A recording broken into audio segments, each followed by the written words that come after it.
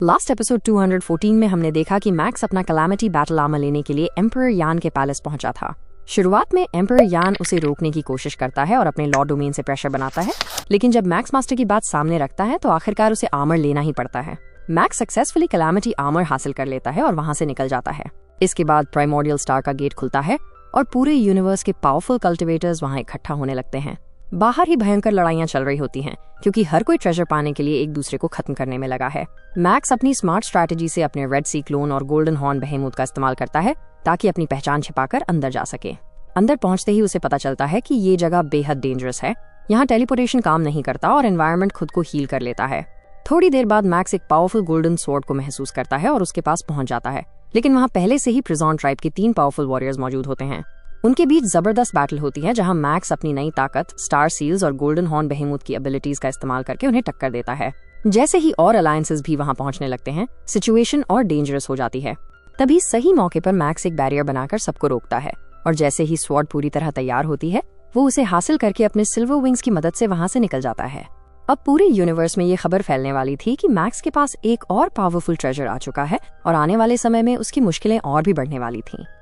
आगे तो दोस्तों, कहानी अब एक बड़े मोड़ पर पहुंच चुकी है। एपिसोड 215 में हम देखते हैं कि वर्चुअल यूनिवर्स में हर तरफ हलचल मची हुई है। तभी मैक्स वहां आता है। उसी समय मैक्स का एक दोस्त उसे अपने पास बुलाता है और कहता है, मैक्स, क्या तुमने सुना? वो legendary top level treasure Jianhe Luo, वो प्राइमोर्डियल स्टार पर जन्म ले चुका है। पास बैठे कुछ कल्टिवेटर्स भी ये सुन लेते हैं। उनमें से एक कहता है, मैंने भी सुना है, यह इतना कीमती ट्रेजर है कि बड़े बड़े यूनिवर्स वेनरेबल भी इसे देखकर बेचैन हो जाएं। दूसरा कल्टिवेटर उत्सुकता से पूछता है, अरे साफ साफ बताओ, आखिर मामला क्या है? इधर मैक्स का दोस्त समझाते हुए कहता है, कहा जाता है कि अगर कोई जियानहे लुओ की 9 स्वॉर्ड्स को इकट्ठा कर ले तो वह एक इन्फिनिट स्वॉर्ड रिवर को कंट्रोल कर सकता है और उसकी ताकत इतनी विनाशकारी है कि उसे टॉप लेवल ट्रेजर्स में गिना जाता है। ये सुनकर एक कल्टिवेटर अफसोस करते हुए कहता है, मैं तो देर कर गया। सुना है कि इसे एक स्पेस बीस्ट पहले ही हासिल कर चुका है। ये सुनते ही मैक्स के अंदर जैसे झटका लगता है। वो मन ही मन सोचता है, वो स्पेस बीस्ट कोई और नहीं, मैं ही हूँ। और जो ब्लैक ब्लेड मुझे मिली थी वो कोई नॉर्मल हथियार नहीं, बल्कि एक टॉप लेवल ट्रेजर है।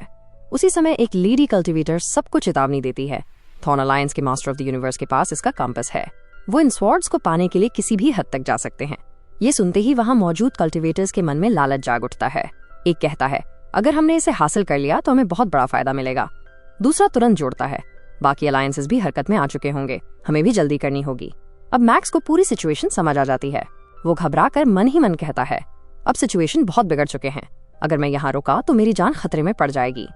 बिना समय गंवाए मैक्स तुरंत अपनी स्पेस रिंग एक्टिवेट करता है और अपनी असली पहचान में लौटते हुए गोल्डन हॉर्न बेहेमूथ के भयानक रूप में बदल जाता है। अगले ही पल वो पूरी रफ्तार से वहां से निकल भागता है। लेकिन कहानी यहीं खत्म नहीं होती। कुछ ही देर में 2 लालची कल्टिवेटर्स उसका पीछा करना शुरू कर देते हैं। वे आपस में कोऑर्डिनेशन बनाते हैं और अलग अलग दिशाओं में फैलकर मैक्स को घेर लेते हैं। अगले ही पल दोनों एक साथ उस पर जानलेवा हमला कर देते हैं। तेजी से भागते हुए भी मैक्स समझ चुका था कि उसके सामने खड़े ये दोनों कोई मामूली कल्टिवेटर्स नहीं हैं। ये दोनों डेंजरस यूनिवर्स ओवरलॉर्ड्स थे। उनमें से एक लाल रंग का कल्टिवेटर अपनी चमकती हुई स्पीयर निकालते हुए चिल्लाता है, अपने सारे डिवाइन ट्रेजर्स मेरे हवाले कर दो।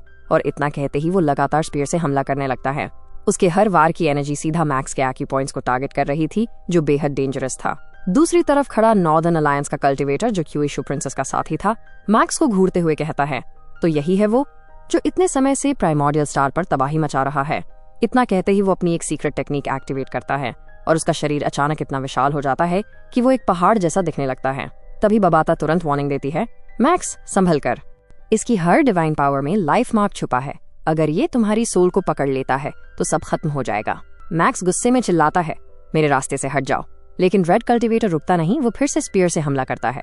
मैक्स मुश्किल से उस अटैक को ब्लॉक करता है और हैरान होकर कहता है, इसकी ताकत उम्मीद से कहीं ज्यादा है। अब शुरू होती है एक भयंकर लड़ाई। एक तरफ जायंट कल्टिवेटर अपनी टेक्निक से हजारों तलवारों की बारिश कर देता है। उन्हें रोकने के लिए मैक्स तुरंत एक शील्ड बना लेता है, लेकिन उसी समय पीछे से रेड कल्टिवेटर स्पीयर लेकर उस शील्ड पर लगातार वार करने लगता है। अब मैक्स पूरी तरह से घिर चुका था। चारों तरफ बिजली चमक रही थी, स्पेस में दरारें पड़ रही थीं और दोनों ओवरलॉर्ड्स हंसते हुए कह रहे थे, कितनी देर टिकोगे, हार मान लो। अचानक एक विशाल धमाका होता है। इतना बड़ा ब्लास्ट कि पूरा स्पेस हिल जाता है, लेकिन कुछ ही क्षणों में वहां का स्पेस खुद ब खुद रिपेयर होने लगता है। दोनों ओवरलॉर्ड्स थोड़ा पीछे हट जाते हैं। जायंट कल्टिवेटर हैरानी से कहता है, अजीब बात है, मेरी अल्टीमेट स्किल 13 सेंस को तो एक यूनिवर्स ओवरलॉर्ड भी नहीं झेल सकता, लेकिन इसका तो कुछ भी नहीं हुआ। उधर मैक्स हल्का सा मुस्कुराता है। उसके पास 15 विंग्स और उसकी स्पेशल आर्मर थी, जिसने अटैक्स की पावर को लगभग 20,000 गुना कम कर दिया था। हालांकि उसकी बॉडी का थोड़ा हिस्सा डैमेज हुआ था, लेकिन उसका साइज इतना ह्यूज था कि उस नुकसान से उसे कोई खास फर्क नहीं पड़ा। वो मन ही मन सोचता है, अगर मेरी जगह कोई नॉर्मल कल्टीवेटर होता तो अब तक राख बन चुका होता। तभी बबाता जल्दी से कहती है, मैक्स, होंगमिंग टीम इकट्ठा हो चुकी है और तुम्हारी तरफ आ रही है, जल्दी कुछ करो। अब मैक्स समझ जाता है, यहाँ देर करना मतलब खुद को खतरे में डालना है। तभी मैक्स अपनी मास्टर की दी हुई secret technique golden thread aurora mirror activate करता है। उसके शरीर से हजारों एनर्जी स्ट्रिंग्स निकलते हैं और हर एक के साथ वो स्पेशल बॉम्ब्स अटैच कर देता है। कुछ ही पलों में दोनों ओवरलॉर्ड्स उन स्ट्रिंग्स के जाल में फंस जाते हैं। वे चौंक कर चिल्लाते हैं, यह क्या है? कोई एनर्जी ट्रेजर। लेकिन अब बहुत देर हो चुकी थी। मैक्स कहता है, इस मूव का नाम है golden fire god gardener bomb. और अगले ही पल एक भयानक महाविनाशकारी विस्फोट होता है, जिसकी ताकत से पूरा प्राइमोर्डियल स्टार कांप उठता है। जैसे जैसे सिचुएशन बिगड़ रहे थे, मैक्स को साफ समझ आ गया था, अब मामला सिर्फ एक फाइट का नहीं रहा। पूरी नॉर्दर्न अलायंस उसके पीछे पड़ चुकी है। उन्होंने पूरे वॉर्टेक्स चैनल के आसपास जाल बिछा दिया था। मैक्स मन ही मन सोचता है, अगर कोई मास्टर ऑफ द यूनिवर्स यहाँ आ गया तो मेरा डिस्गाइज एक सेकंड भी काम नहीं करेगा। अब उसे सिर्फ एक ही सहारा दिखता है, उसका टीचर। वो तुरंत एक सेफ जगह ढूंढता है और वर्चुअल यूनिवर्स से कनेक्ट करता है। अगले ही पल उसके सामने केओस सिटी लॉर्ड समन होते हैं। वो बिना समय गवाए कहते हैं, मैक्स, तुरंत अपने डीप सी अवतार को गोल्डन हॉर्न बेहीमूथ से अलग करो और सारे इंपॉर्टेंट ट्रेजर्स उसे दे दो। किसी भी हालत में वॉर्टेक्स चैनल के पास मत जाना। लेकिन यहाँ मैक्स अपनी चालाकी दिखाता है। वो कहता है, टीचर, सबको लगता है कि ट्रेजर स्पेस स्काई बीस्ट के पास है। अगर हम अलग हो जाते हैं तो कोई भी मेरे रेड ओशन क्लोन पर ध्यान नहीं देगा। अगर गोल्डन हॉर्न बेहीमूथ मर भी गया तब भी उनके हाथ कुछ नहीं लगेगा। केओस सिटी लॉर्ड उसे देखते हुए कहते हैं, बस तब तक सर्वाइव करो जब तक मैं नहीं आता। जिसके बाद केओस सिटी लॉर्ड अपना 1000 ट्रेजर्स रिवर बॉडी, जो बेहद डेंजरस नाम, सामने आता है। जुओ शनके, एक ऐसा कल्टीवेटर जिसका नाम सुनते ही बड़े बड़े वॉरियर्स भी डर जाते हैं। केओस सिटी लॉर्ड उसे एक्टिवेट कर देता है और मैक्स की लोकेशन की ओर भेजता है। इधर मैक्स एक घने जंगल में अपने डीप सी क्लोन को ट्रेजर्स देने लगता है। जैसे ही मैक्स डीप सी क्लोन के पास सारे ट्रेजर्स देता है, वो वहां से निकल जाता है। तभी अचानक वहां एंट्री होती है वेनरेबल टियन यांग की। वो खुद से बड़बड़ाते हुए कहता है, इस बार भी मुझे कोई ट्रेजर नहीं मिला, मेरी किस्मत कब बदलेगी? लेकिन जैसे ही उसकी नजर मैक्स पर पड़ती है, उसकी आंखें चमक उठती हैं। अरे, मेरी किस्मत तो यही है। तभी कुछ बेहद अजीब होता है। मैक्स के 15 विंग्स अचानक अनकंट्रोलेबल हो जाते हैं। वे अपने आप तेजी से हिलने लगते हैं और एक जबरदस्त ब्लास्ट होता है। मैक्स हैरान रह जाता है, क्या इन विंग्स का इससे कोई कनेक्शन है? तभी टियान यांग जोर से चिल्लाता है, आखिरकार मुझे मेरा खोया हुआ विंग मिल गया। अब सच्चाई सामने आती है। मैक्स के विंग्स अधूरे थे और टियान यांग के पास उनका दूसरा हिस्सा था। अगर दोनों मिल जाते तो उनकी पावर कई गुना बढ़ सकती थी।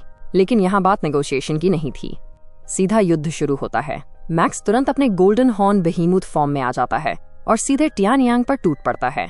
दोनों के बीच लाइटनिंग स्पीड पर अटैक्स होने लगते हैं। हर टक्कर से स्पेस हिल रहा था। एनर्जी वेव्स चारों तरफ फैल रही थीं। अब मैक्स पहले से कहीं ज्यादा पावरफुल था, इतना कि वो टियान यांग को खत्म करने के करीब पहुंच गया। मैक्स उसे निगले वाला ही था। टियान यांग दर्द से चीख उठता है। अपनी जान बचाने के लिए वो अपनी box type secret technique activate करता है, जिससे वो किसी तरह मैक्स के जबड़े से बच निकलता है। लेकिन अगले ही पल वो उसी टेक्निक से एक भयानक एनर्जी बीम छोड़ देता है।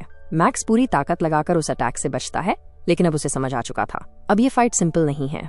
यहाँ से आगे या तो वो जीतेगा या सब कुछ खत्म हो जाएगा। और इस बार मैक्स पीछे हटने वाला नहीं था। अब सिचुएशन इतने बिगड़ चुके थे कि मैक्स को साफ समझ आ गया, यहाँ एक सेकंड रुकना भी जानलेवा हो सकता है। वो मन ही मन सोचता है, अब बचने का एक ही रास्ता है, अपनी डिवाइन पावर बर्न करके निकलना।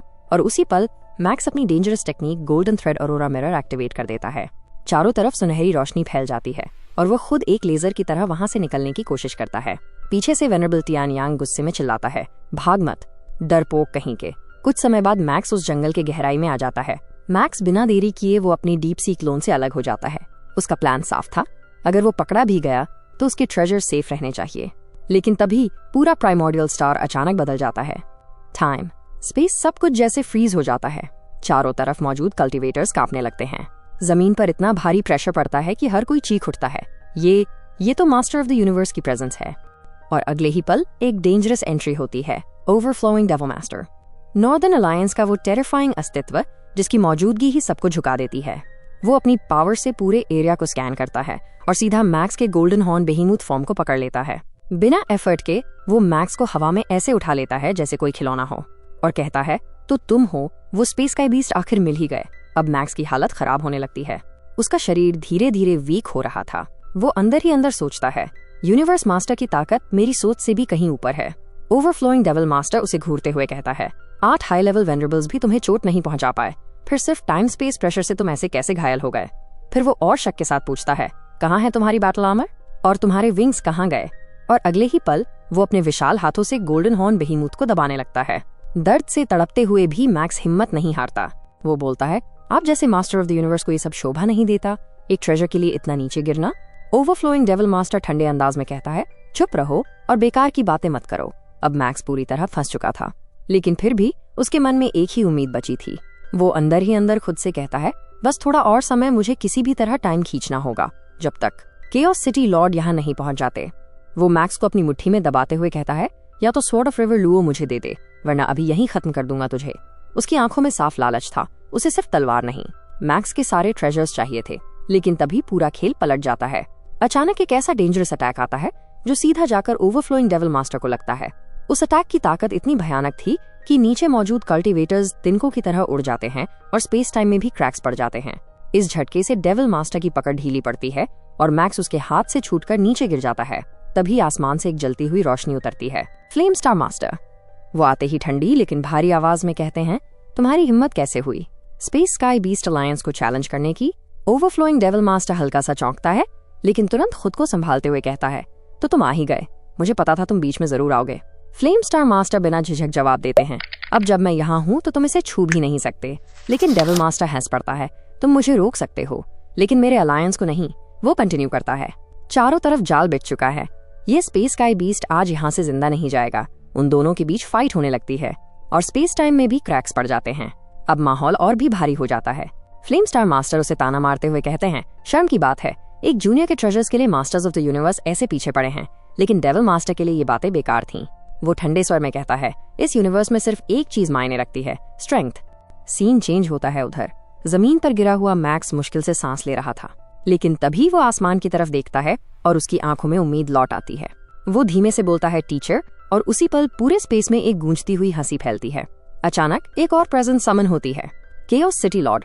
वो बेहद शांत और कॉन्फिडेंट अंदाज में कहते हैं, मैंने सोचा नहीं था कि यहाँ एक साथ दो मास्टर्स ऑफ द यूनिवर्स मेरा इंतजार कर रहे होंगे। अब वहाँ 3 डेंजरस शक्तियां आमने सामने खड़ी थीं, overflowing devil, master flame star, master chaos city Lord. माहौल इतना भारी हो चुका था कि जैसे एक छोटी सी चिंगारी पूरे यूनिवर्स को हिला सकती थी। अभी तक जो माहौल पूरी तरह युद्ध में बदलने वाला था, वो अचानक शांत होने लगता है। फ्लेम स्टार मास्टर, जो कुछ देर पहले तक बेहद अग्रेसिव था, अब थोड़ा संभल कर बोलता है, लॉर्ड ऑफ केओस, आपका रुतबा पूरे यूनिवर्स में सबसे ऊंचा है। आप जैसा महान अस्तित्व किसी जूनियर का ट्रेजर लेने नहीं आया होगा ना। उधर ओवरफ्लोइंग डेविल मास्टर भी सिचुएशन समझ चुका था। उसे साफ दिख रहा था, केओस सिटी लॉर्ड के रहते वो कुछ नहीं कर सकता। वो चिढ़कर कहता है, अगर आपने इसे बचाने का फैसला कर लिया है तो हमारे पास कुछ कहने को नहीं बचता।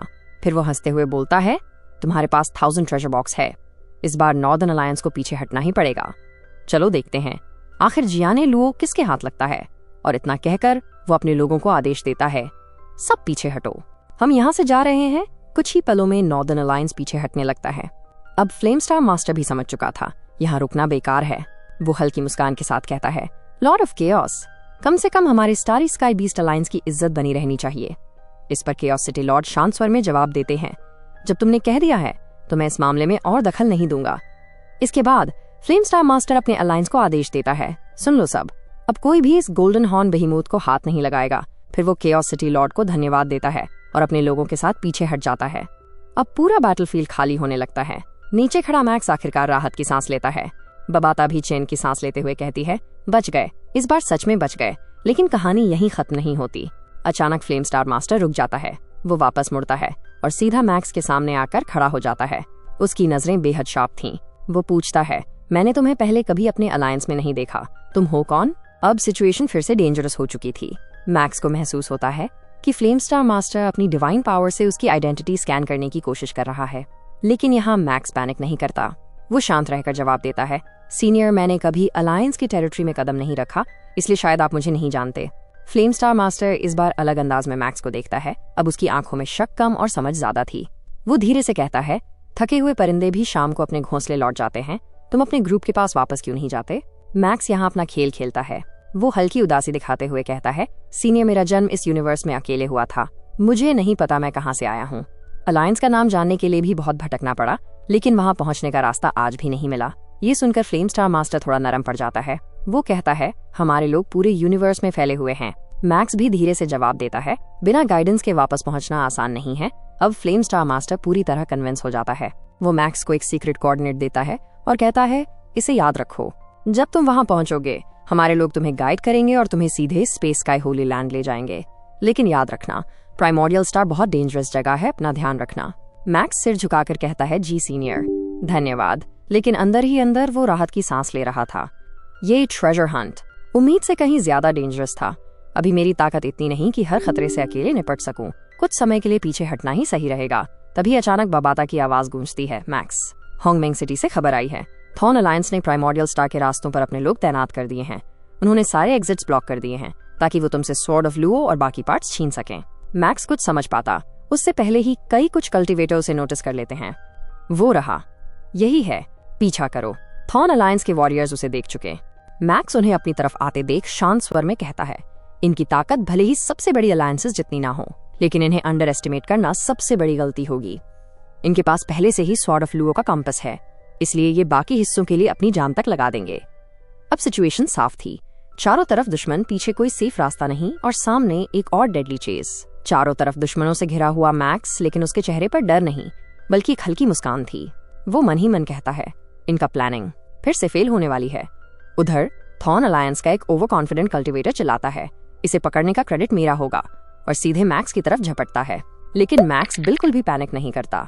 उसे पता था उसके पास अब खोने के लिए कुछ भी नहीं बचा। वो मन ही मन सोचता है, मेरे सारे इंपॉर्टेंट ट्रेजर्स तो पहले ही डीप सी क्लोन के साथ निकल चुके हैं। यहाँ बस एक बॉडी बची है जिसे मैं कभी भी रीजेनरेट कर सकता हूँ। और तभी सीन पूरी तरह पलट जाता है। भागने की बजाय मैक्स अपनी पावर को उल्टा सर्कुलेट करना शुरू कर देता है। हाँ, वो सेल्फ डिस्ट्रक्ट करने वाला था। एक कल्टिवेटर हैरान होकर चिल्लाता है, ये क्या कर रहा है, इतनी जल्दी खुद को उड़ा देगा? लेकिन अब बहुत देर हो चुकी थी। बूम, एक जबरदस्त विस्फोट होता है। पूरा एरिया धुएं और एनर्जी वेव से भर जाता है। कुछ पल बाद हमलावर चीखते हुए कहते हैं, जल्दी ढूंढो, इसके ट्रेजर्स यहीं कहीं गिरे होंगे। जियानहे लुओ, कंपास, सब निकालो। लेकिन जैसे ही धुआं छटता है सब फ्रीज हो जाते हैं। कुछ भी नहीं था, ना कोई सोर्ड, ना कोई ट्रेजर, कुछ भी नहीं। एक कल्टिवेटर कांपती आवाज में कहता है, यहाँ कुछ भी नहीं है। दूसरा चिल्लाता है, ये कैसे हो सकता है, वो ट्रेजर गया कहाँ? तीसरा गुस्से में जमीन पर पैर पटकता है, हमें बेवकूफ बना दिया गया। और आखिरी कल्टिवेटर आसमान की तरफ देखकर दहाड़ता है, कहाँ है जियानहे लुओ? और इसी जबरदस्त सस्पेंस के साथ एपिसोड 215 यहीं खत्म होता है।